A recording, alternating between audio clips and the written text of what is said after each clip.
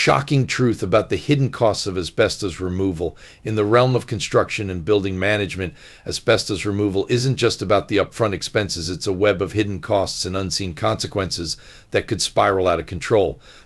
Behind the scenes of asbestos removal and replacement lie two kinds of costs, the direct and the indirect. And trust me when I say they're equally menacing. In this episode, drawing from over 40 years of experience handling asbestos in global projects, I've encountered nearly every conceivable scenario. Thus, I aim to shed light on how overlooking the complete picture can lead to project budgets and estimated costs spiraling out of control.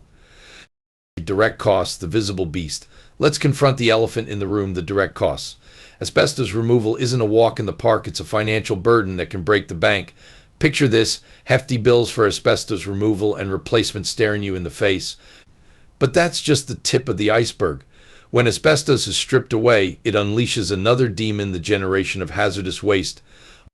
This isn't your run-of-the-mill garbage, it's toxic material that demands special treatment. Think expensive transportation and storage in hazardous material landfills. And oh, did I mention the cradle-to-grave liability, also known as wound to tomb? Yes, you heard that right. Dump owners might just bill you for a lifetime of responsibility. Talk about a financial nightmare. Indirect costs, the sneaky intruder. Now let's dig into the shadowy world of indirect costs. These are the silent assassins lurking in the background, ready to strike when you least expect it. Ever heard of building downtime? Relocation fees?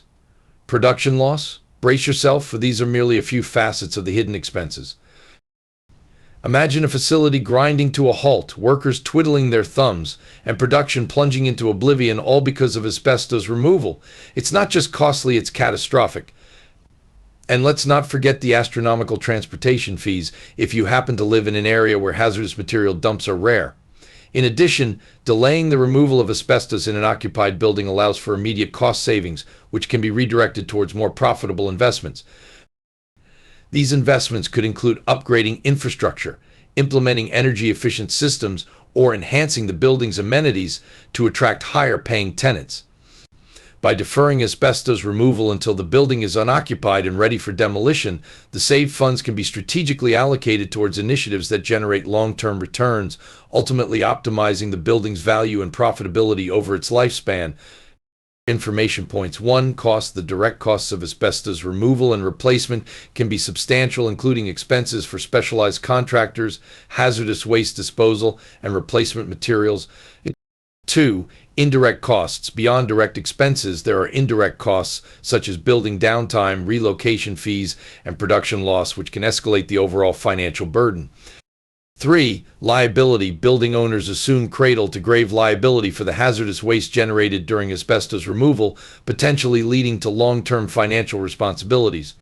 4. Limited options. Asbestos removal may limit disposal options, as hazardous waste must be transported and stored in specialized facilities, leading to higher transportation costs in certain areas. 5. Disruption. The removal process can disrupt building operations, inconveniencing occupants and affecting productivity, especially in facilities that operate 24/7. 6. Replacement costs. Upon removal, replacement materials may be required, adding another layer of expense to the project, particularly in occupied buildings. The game changer: management in place. But wait, there's a silver lining amidst this chaos: management in place. Yes, you heard it right. Sometimes it's better to keep the asbestos under lock and key rather than unleashing the beast. It's a strategic move that could save you a fortune in the long run. Why incur the outrage of direct and indirect costs when you can bide your time until the building is unoccupied? It's a game of patience, but one that pays off. In addition, you're not legally required to take out asbestos. But what's important is making sure the air inside buildings is clean and safe for people to breathe. This means keeping asbestos safely contained so it doesn't harm anyone. Ultimately, there exists no legal obligation mandating the removal of asbestos. To sum it up, asbestos removal isn't just about scraping off a hazardous material, it's a financial roller coaster that can leave you reeling. With direct costs looming large and indirect costs lurking in the shadows, it's essential to weigh your options carefully. Management in place might seem like a passive strategy, but it's a powerful weapon in your arsenal against the relentless onslaught of expenses. So before you plunge headfirst into asbestos removal, pause, ponder, and consider the true cost of your decision. After all, when it comes to asbestos, ignorance isn't bliss, it could be bankruptcy. In addition to the financial considerations outlined above, it's crucial to recognize the environmental impact of asbestos removal. While the primary concern may be mitigating health risks associated with exposure, the removal process itself can have significant implications for the environment. Improper handling of asbestos-containing materials can lead to the release of harmful fibers into the air and soil, posing a threat to ecosystems and human health alike.